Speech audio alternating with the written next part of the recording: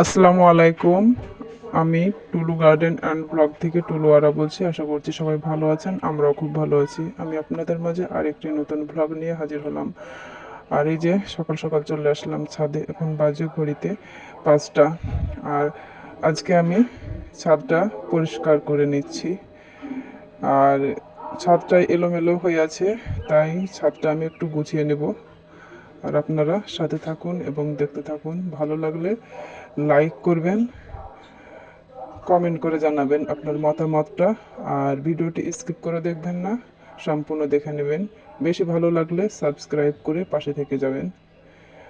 আর এই যে আমি ঝাড়ু দেওয়া শুরু করেছি। এখন ঝাড়ু দিয়ে দিচ্ছি গোটা ছাদটা। 2-4 দিন যাবৎ ঝাড়ু দেওয়া হয়নি।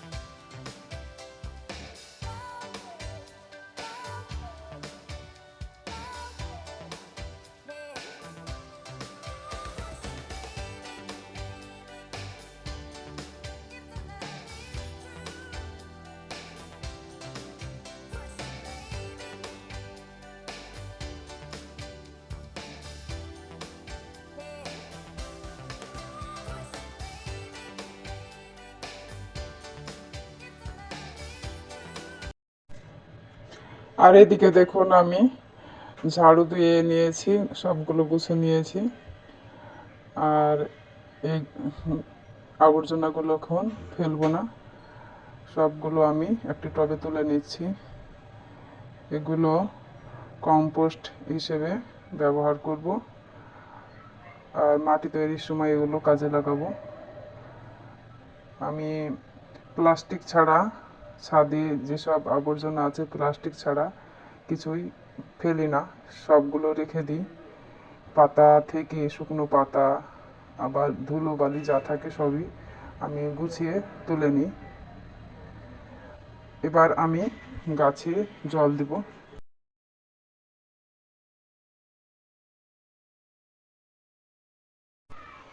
এটা আমার প্রতিদিনের সকালের কাজ। এই কাজটা আমায় প্রতিদিনই করতে হয়। সকালে উঠে, ঘুম থেকে সকালে উঠে প্রথম কাজ হচ্ছে ছাদে ওঠা। ছাদে উঠে আমি গাছগুলো একটু দেখে নিই, তারপরে জল দিই, তারপরে আমি নিচে গিয়ে সমস্ত কাজ করি। সকালের এই মৃদু হাওয়া খুবই ভালো লাগে। সকালের এই বাতাসটা মিষ্টি বাতাস। আর সকালবেলায় ছাদে উঠে এই মিষ্টি বাতাসের অনুভবটা খুব সুন্দর লাগে।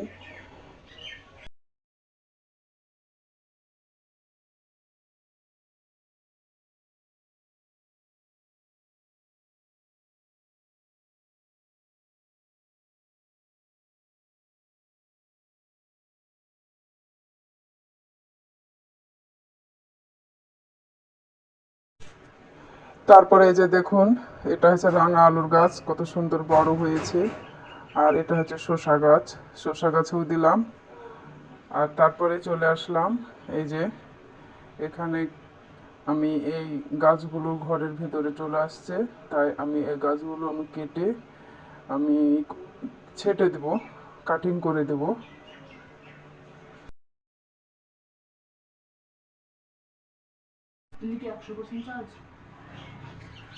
আর এই যে দেখুন আমি ডালগুলো কিভাবে কেটে নিচ্ছি।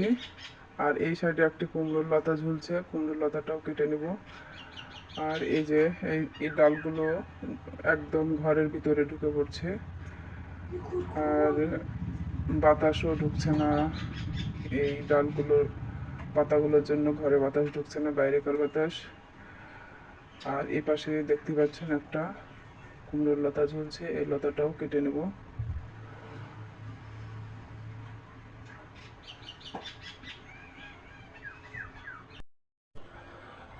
আর এই যে দেখুন যে লতা পাতাগুলো আমি কেটে নিচ্ছি, এই পাতাগুলো দিয়ে আমি পাতা পচা সার তৈরি করে নেব। কিন্তু এখন এই ভিডিওতে শেয়ার করা যাবে না, কারণ ভিডিওটি লম্বা হয়ে যাবে। পরবর্তী ভিডিওতে আপনারা দেখতে পাবেন আমি কিভাবে কম্পোস্ট বানাবো এই পাতা সার দিয়ে, এই পাতা দিয়ে।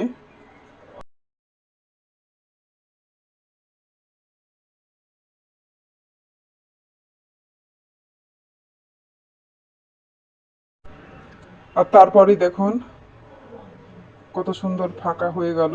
আর এই ডালগুলো তো এখানটায় থাকবেই, কারণ এই ডালটা এখানে না থাকলে রোদ্রে এখানটায় বসে কোনো কাজ করা যায় না। আর আমাদের আলাদা কোনো বাথরুমও নেই। আর আজকের মতো ভিডিওটি শেষ করলাম। ভালো থাকবেন, সুস্থ থাকবেন। আল্লাহ হাফেজ।